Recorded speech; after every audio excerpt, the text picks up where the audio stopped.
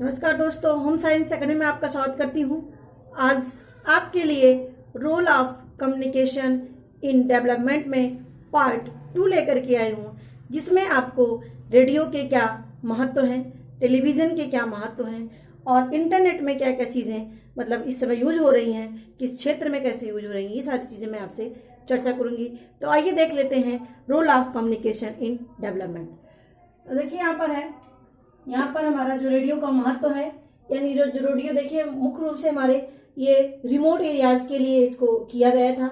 और रेडियो जो हमारा ये श्रव्य साधन है और ये बहुत ही सशक्त माध्यम है, जिसके द्वारा लोगों तक यानी जन समूह तक सूचनाओं को आसानी से प्रसारित किया जा सकता है।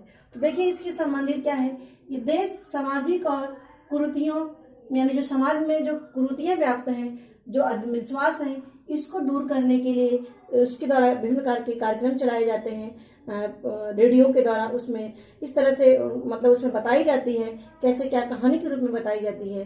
तो इससे क्या होगा, लोगों के उसको सुनेंगे, उनको समझेंगे, उसको अपने मतलब कि कह सकते हैं उसको जब ध्यान में रखेंगे तो उनसे भी संबंधित यदि कोई समस्या होगी तो उसकी आसानी से उसका जो है हल ढूंढ लेंगे। नेक्स्ट हमारा है कि सभी युवा वर्ग से संबंधित इसमें मतलब कि कार्यक्रम कराए जाते हैं, बच्चों के लिए, युवा वर्ग के लिए, बुजुर्ग के लिए, यानी सारे संबंधित कार्यक्रम जो है चलाए जाते हैं। मौसम संबंधी जानकारी भी हमें रेडियो के माध्यम से मिल जाती है। देश विदेश के समाचार जो है पल पल पे क्या हो रहा है देशों में, हमारे देश में क्या हो रहा है, कहाँ पर क्या हो रहा है, कौन सी घटनाएं घटी, विदेशों में क्या हो रहा है, क्या चीज़ हो रही है, सारी कौन सी घटनाएं घटी हैं, इस सारी चीज़ों के बारे में जानकारी जो हमें मिल जाती है। नेक्स्ट हमारा है शिक्षा, स्वास्थ्य और मनोरंजन के कार्य भी इसमें किए जाते हैं। क्या है, शिक्षा, स्वास्थ्य और मनोरंजन के कार्य भी इसमें किए जाते हैं। और यानी कहने का मतलब शिक्षा संबंधी जानकारी दी जाती है, स्वास्थ्य संबंधी जानकारी दी जाती है और साथ साथ में मनोरंजन भी इसमें संगीत गीत के माध्यम से लोगों को कराया जाता है। यानी यहाँ तक कि है जो स्थानीय क्षेत्रीय जो गाने होते हैं वो भी जो है रेडियो के माध्यम से प्रसारित किए जाते हैं, जिससे उनमें वो रुचि ले और उसको जाने। नेक्स्ट हमारा है सामाजिक घटनाओं, यानी जो समाज में उनके घटनाएं हो रही हैं उससे संबंधित उनको भी जानकारी दी जाती है। अब हमारा आता है टेलीविज़न का क्या महत्व है। यानी टेलीविज़न में सब देखिए सबसे बड़ा है ये दृश्य श्रव्य माध्यम है, सबसे सशक्त माध्यम है, सबसे ज़्यादा लोगों तक पहुंचाने का माध्यम है ये, और इससे जो है अधिक से अधिक लोग प्रभावित होते हैं। बहुत ही प्रभावशाली ये माध्यम है दृश्य श्रव्य साधन यानी टेलीविज़न। अब देखिए यहाँ पर है ये कृषि दर्शन कार्यक्रम, कृषि से संबंधित समाचार, कृषि संबंधित बीज, यानी कितने कृषि संबंधित चीज़ें आती हैं, सारी चीज़ें जो है इसमें प्रसारित की जाते हैं टेलीविज़न पर। स्वास्थ्य पर चर्चा की जाती है, जागरूकता कार्यक्रम कराए जाते हैं, जैसे नशा मुक्ति पर, बाल विवाह पर, लिंग भेद से संबंधित देखिए यहाँ पर कार्यक्रम भी कराए जाते हैं, कहानियों के द्वारा सीरियल के रूप में बताए जाते हैं। तो इससे क्या होगा, लोगों पर इसका बहुत ही बड़ा इफेक्ट पड़ता है। यदि कोई चीज़ एज अ सच देखते हैं, उसके साथ ऐसा हुआ है, तो उनके अंदर इसका मानसिक रूप से बहुत ही प्रभाव पड़ता है, क्योंकि वो देखते भी हैं और साथ में सुनते भी हैं। इसीलिए सबसे ज़्यादा सशक्त ये माध्यम है। तो यानी इसका मतलब है कि जागरूकता संबंधी कार्यक्रम भी चलाए जाते हैं इसमें, जैसे नशा मुक्ति, बाल विवाह, लिंग भेद, दहेज प्रथा आदि जो हमारी सामाजिक कुरीतियाँ हैं।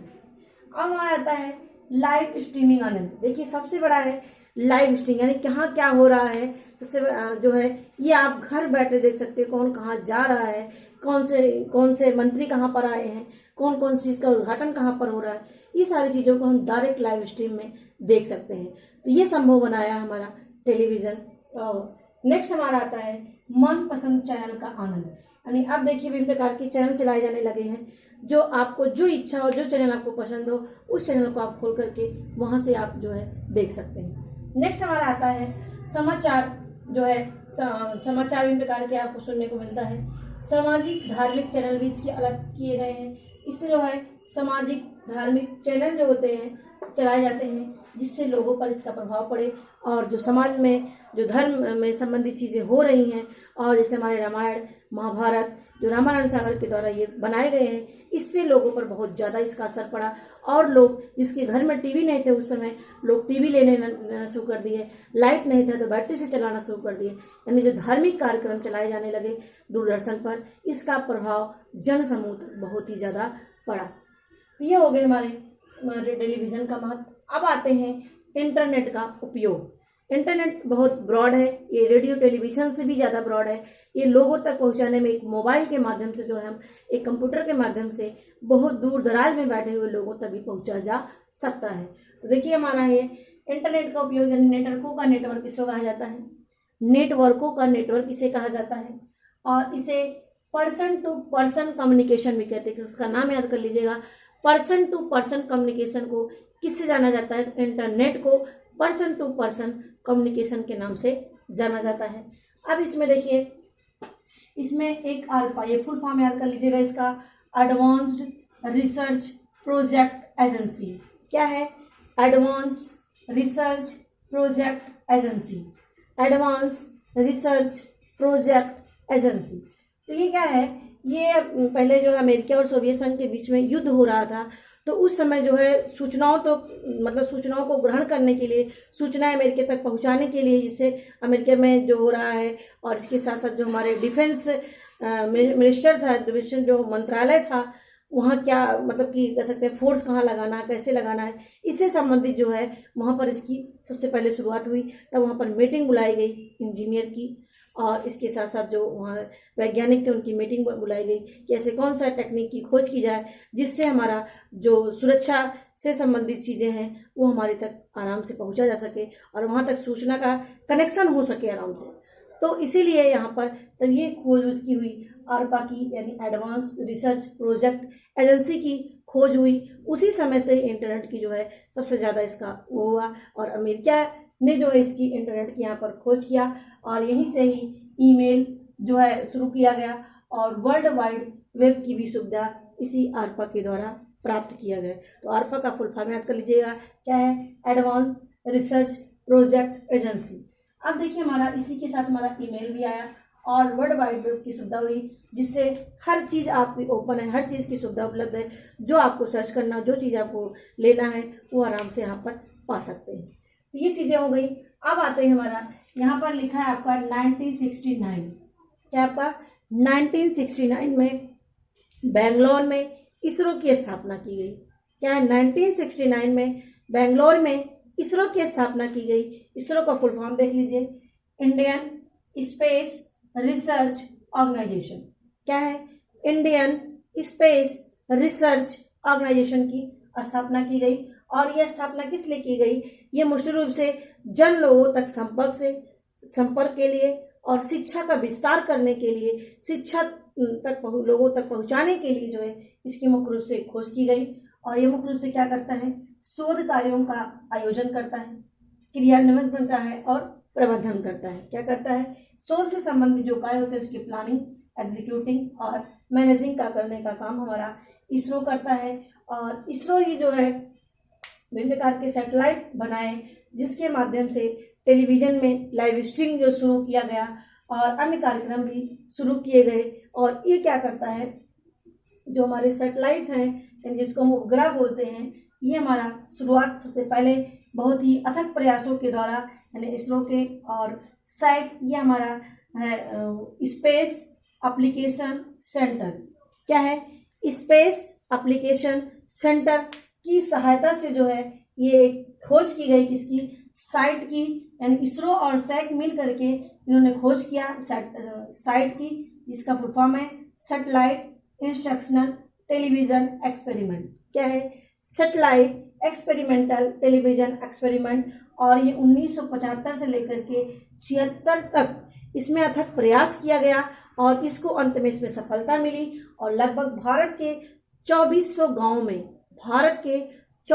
गांव में दूरदर्शन सेट यानी एक सामुदायिक रूप से सेट पर दिखाया जाने लगा और लोग घर बैठे अपने देखे जाने। एक सामुदायिक रूप से वहाँ पर ऐसे कई गांव थे, जैसे मध्य प्रदेश था, कर्नाटक, उड़ीसा, ये सब गांव थे, वहाँ के लोगों तक दूरदर्शन का जो है पहुँचाया गया। ये लगभग 2400 गाँव को सिलेक्ट किया गया जहां पर इस साइट के माध्यम से टेलीविजन के जो प्रसारण किए गए दूरदर्शन के वो दिखाए गए। तो ये आप याद रखना इसका फुल फॉर्म और इसके कब इसकी स्थापना की गई 1975 में। अब आते हैं हमारा जी सैट क्या है और PSLV क्या है। देखिए बहुत इंपॉर्टेंट चीज है जी सैट, इसका फुल फॉर्म होता है जियो सिंक्रोनस, क्या है जियो सिंक्रोनस सैटेलाइट व्हीकल, क्या है जियो सिंक्रोनस सैटेलाइट आपका और व्हीकल। ये क्या है जी सैट भी यहाँ पर होगा।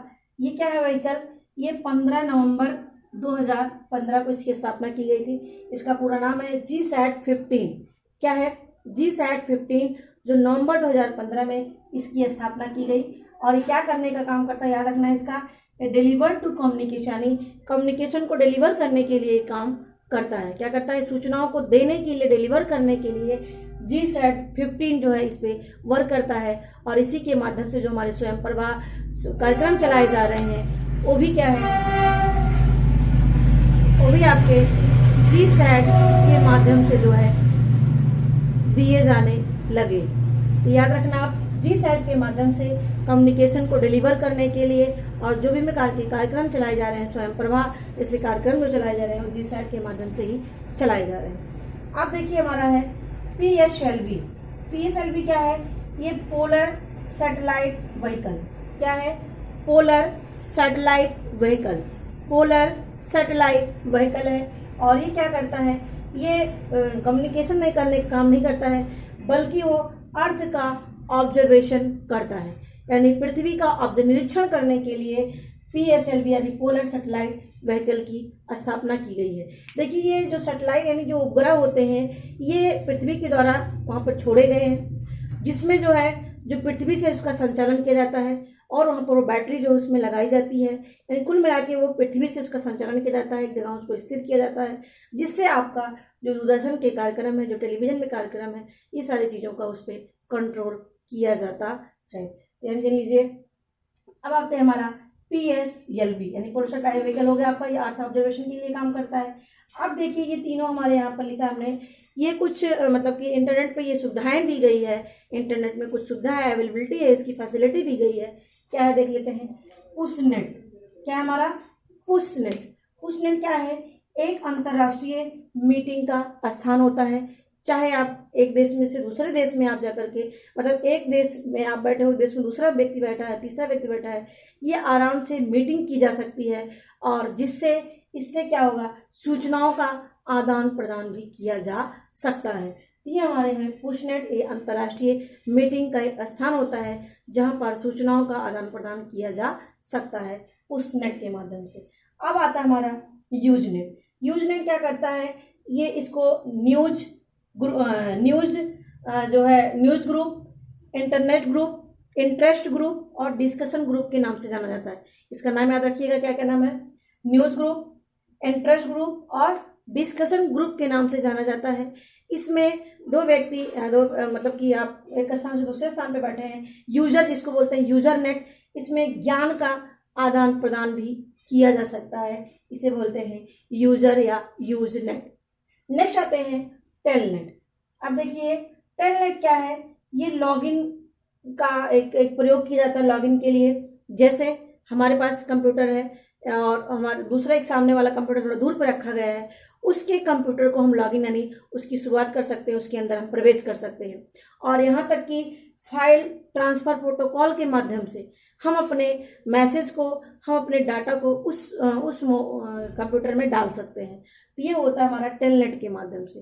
तो याद रखना टेलनेट क्या है, ये लॉगिन के प्रयोग करने के लिए इसका प्रयोग किया जाता है। हमारे पास जो कंप्यूटर ना उपलब्ध हो बल्कि दूर स्थित हो उसमें हम एंटर कर सकते हैं, यानी प्रवेश कर सकते हैं, यानी हम उसमें यूज कर सकते हैं उसका। और इसके साथ साथ इससे वहाँ पर अपने सूचनाओं को फाइल ट्रांसफर प्रोटोकॉल के माध्यम से वहाँ पर जो है हम उसमें भेज सकते हैं, सेंड कर सकते हैं। ये हो गया आपका टेलनेट।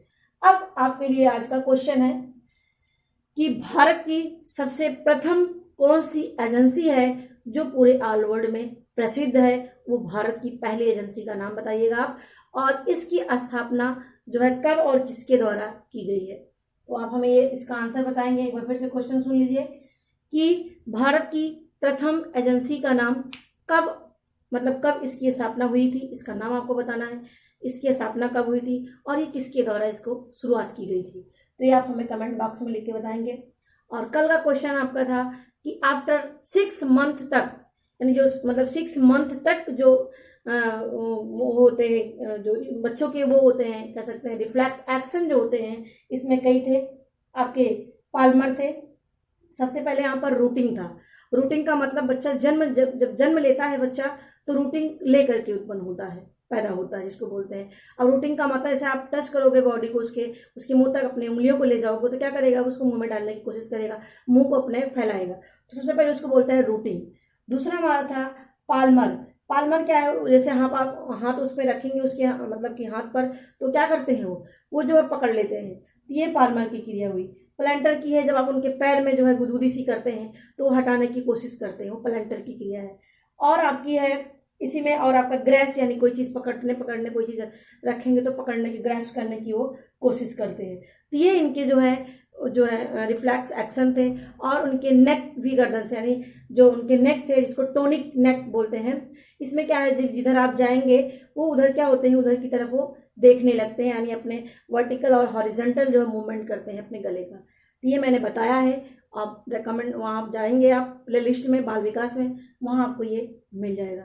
और बहुत ही इंपॉर्टेंट टॉपिक है, इसको आप अच्छे से पढ़ लीजिएगा, क्योंकि 2-3 बच्चों के अलावा किसी का कमेंट हमारे पास इसका आंसर नहीं आया है। इसका मतलब आप सही से नहीं देखते हो। नेक्स्ट आपका क्वेश्चन याद रखिएगा, समाचार एजेंसी के बारे में, जो क्वेश्चन मैंने बताया आपको।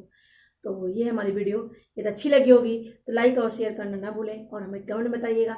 मेरी वीडियो देखने के लिए आपको धन्यवाद।